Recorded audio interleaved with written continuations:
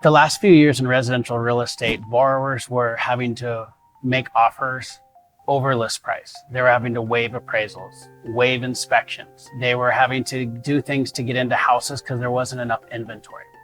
If there's not enough root mortgage cups and people want them, people will pay a lot for them and they won't really even inspect them and see if they're actually going to hold the coffee or not.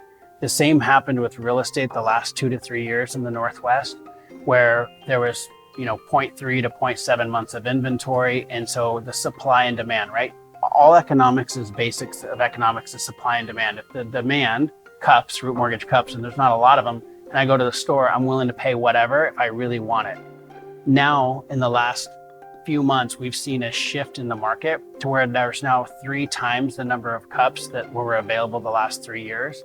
And so now sellers can't, put a house on live on a Thursday, collect offers over the weekend, and you're one of 20 offers, and what's your highest and best, and what are you going to do? So as first-time buyers, it was often defeating the last 2 years, competing against cash, competing against 30 and 40 and 50% down, waiving everything. And so now's a time for buyers, especially to get back in. I will make the argument that it is a better time now to buy than what it was 12 months ago, because you're not having to offer 10% over. 10% over on a $500,000 house is $50,000. You're not having to waive inspections. You can actually make sure that roof and that crawl space are solid for you, and you as a first-time home buyer are not having to pull into your reserves or retirement to pay for something that should have been caught in an inspection.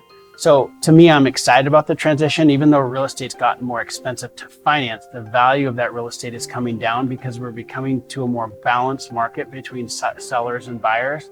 And when I go to that store and I see that root mortgage cup on the shelf, I have 3 different ones to choose from. And I'm going to look at price, and I'm going to look at quality, and I'm going to take my time as a buyer to make sure that I get into the right home and the right school district and location for my family.